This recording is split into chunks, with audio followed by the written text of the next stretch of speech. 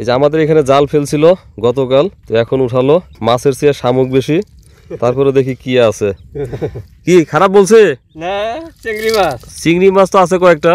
দর্শক, আমাদের এখানে দুটো চায়না দোয়ার ফেলছিলাম, বা চায়না জাল বলি আমরা। তো এখন ভাই উঠায় নিয়ে আসলেন। তো মাছের চেয়ে এই ক্ষেপে বেশি আসছে কাঁকড়া। তো কাঁকড়া আবার আমার বাচ্চাদের খুব প্রিয় খাবার।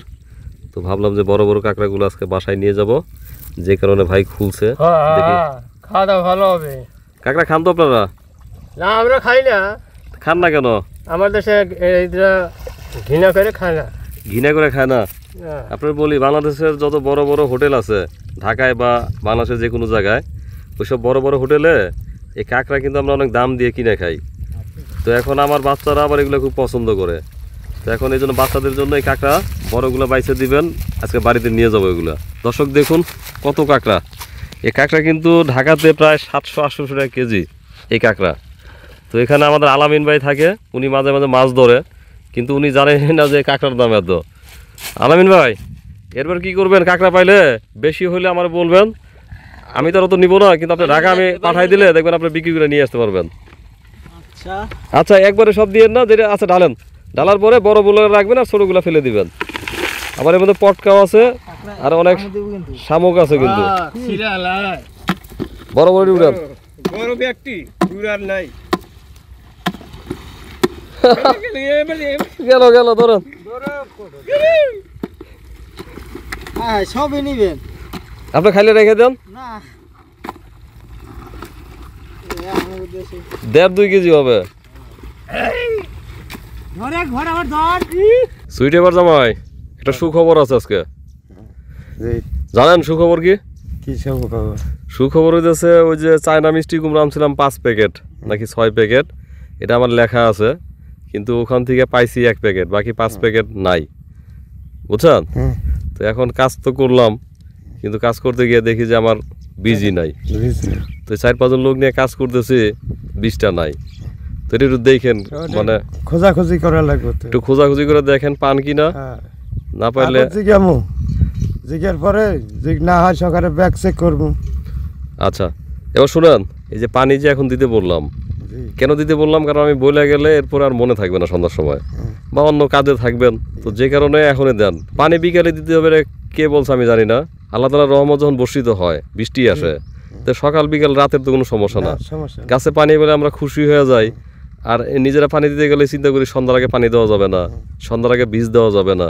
বিষয়টা এরকম না, যখন তখন দেওয়া যায় না। তো এই জন্য আপনাকে বললাম, কষ্ট করে এখনই পানিটা দিয়ে দেন। এক সেকেন্ড হচ্ছে যে এই জমিটা কিন্তু আমরা এই 1 বিঘা জমিতে মিষ্টি কুমড়া দিছি। পাশের এই 4 পাশ দিয়ে ভাবলাম যে চায়না মিষ্টি কুমড়া দিয়ে দিই। তো সেটার জন্য আমরা থল করে নিলাম, জৈব সার দিলাম, মাটি মিক্সড করে দিলাম, দিয়া বীজ ফেলতে গিয়ে দেখি বীজ নাই। এখন যতটুকু ছিল অতটুকু হলো, বাকি রয়ে গেল কিছু 13টার মতো, বললো যে বাকি আছে। তো দেখি বীজ খুঁজেন, পাইলে দিয়ে দিব না, পাইলে দিয়ে দেব। কারণ এখানে 1 প্যাকেট বীজের দাম 400 টাকা। যদি আপনি পালেশ্বর বাজার থেকে কিনেন কিংবা কাজিরহাট থেকে কিনেন। আমি ঢাকা থেকে আনছিলাম দেখে কিছুটা দাম কম ছিল, এখন 600 টাকা নেবো এদিকে। না, এখন প্যাকেটের দাম যা আছে সেটাই নিবে, কিন্তু আমি তো আবার সেটা তো আর পাবো না। আবার ঢাকায় 2 প্যাকেট বীজের জন্য গেলেও আমার পোষাবে না, খরচ আছে না। তো এরকম একটু যন্ত্রণায় আছে, একদিকে সব দিকে খেয়াল রাখেন। আচ্ছা, ঠিক আছে। আচ্ছা, আর এই যে এই পাশে দিলাম হচ্ছে বরবটি। তো বরবটির সময় তো আপনি ছিলেন না, এখানেও কিন্তু আমরা থল করছি। থল করে তারপরে জৈব সার দিলাম, বীজও ফেললাম। এখন দুপুর 1টার মতো বাজে, তারপরে শুরু করে দিলাম। আর ওই যে আপনার ওই পাশে দেখতেছেন, ওই যে ওই পাশে কোদাল লাগিয়ে দিছি, ওই দিকে দেখেন, ওটা হচ্ছে আমরা দিতে আছি বাঙ্গি চাষ করেন তো? আমাদের এলাকায় কম বেশি করি, আর পাহাড়ি এলাকায় বেশি করে। কোন পাহাড়ি এলাকায়? আমার ভারতে। ও, আপনাদের পাশে কি ভারতীয় সীমান্ত? হ্যাঁ, পাশেই ভারতের সীমান্ত। কতটুকু দূর আপনাদের বাড়ি থেকে? ধরেন এই সিগারেটটা ধরাইছেন, এই সিগারেটটা ওই ভারতে নিয়ে আগুন ফলা দেয়, মানে একদম সীমান্তের কাছে বাড়ি? একদম সীমান্তের কাছে। তাহলে ওরা ওই পাশে বেশি চাষ করে? হ্যাঁ, ওরা ওই পাশে বেশি চাষ করে। আত্মীয় স্বজন আছে ওই পারে আপনাদের? না, আত্মীয় স্বজন বহু দূর আছে, একবারে আসাম দেশে আছে। আসাম? আপনার একটা কথা বলি, আমার নানির যে বাবা, উনি হুজুর ছিলেন। তো ওই নানির বাবাও আসাম থেকে এই দেশে ওয়াজ করতে আসছিলেন, মানে তখন তো আর এই দেশের সীমানা তো হ্যাঁ। একই ছিল, তখন একই ছিল একই ছিল। পরে আমার ওই ব্রিটিশের সময় ব্রিটিশের সময় আমার নানির যে বাবা উনি ওয়াজ করতে এসে এই সিরাজগঞ্জ টাঙ্গাইল এই এরিয়ার মধ্যে থেকে যায়। হ্যাঁ যাওয়ার পরে এখানে বিয়ে শাদী করে, পরে আর আসামে হয়তো খুঁজলে আমাদের আত্মীয় স্বজন পাওয়া যাবে। হ্যাঁ আসাম খুঁজলি পাওয়া যাবে। এই যে বাঙ্গির যে রোপণ করতেছি, বীজ রোপণ করব, হ্যাঁ তো গ্যাপ কতটুকু দিলেন? 7-8। কম হলো না বেশি হলো? না কম ওখানে বেশি ওখানে ঠিকই আছে। এই বাঙ্গি উঠবো কবে বলেন তো?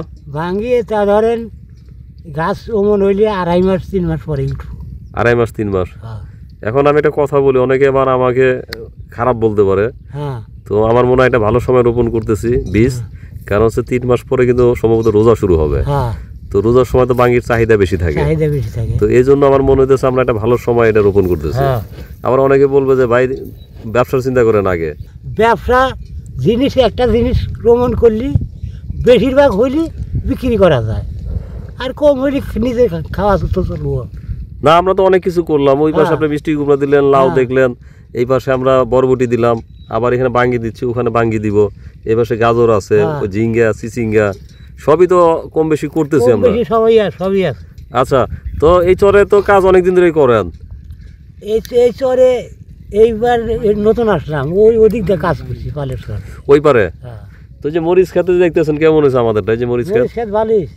ভালো হয়েছে না? হ্যাঁ মরিচ খেতে এটা নিরিয়ে দেয় না গো। এই পাশ দুটো নিরান লাগবে, হ্যাঁ নিরালে আরো ভালো হবে। ভালো।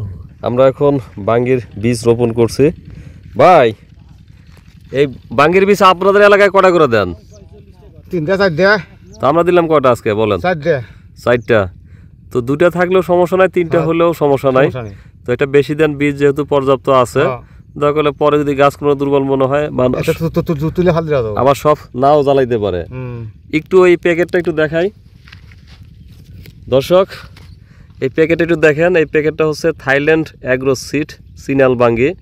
তো আমি প্যাকেটে দেখালাম কারণ আমরা এর আগে ওই পাশে বাটি শাক লাগাইছি, তো বাটি শাকের যে বীজটা ওটা ছিল মানিক সিড, বাটি শাকের যে বীজ, আর এই বীজ সম্ভবত সরিষার মতো। আমি যখন রোপণ করি তখন আমাদের মাস্টারকে বলছিলাম যে এই বীজগুলো দিয়ে ইসের মতো লাগে, সরিষার মতো। এখন দেখলাম সেখানে সরিষাই বেশি জ্বালাইছে, এটা মিক্সড করে দিছে।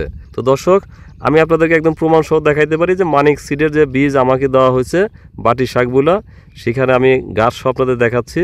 তো আপনারা অবশ্যই এই ধরনের বীজ থেকে সাবধান থাকবেন।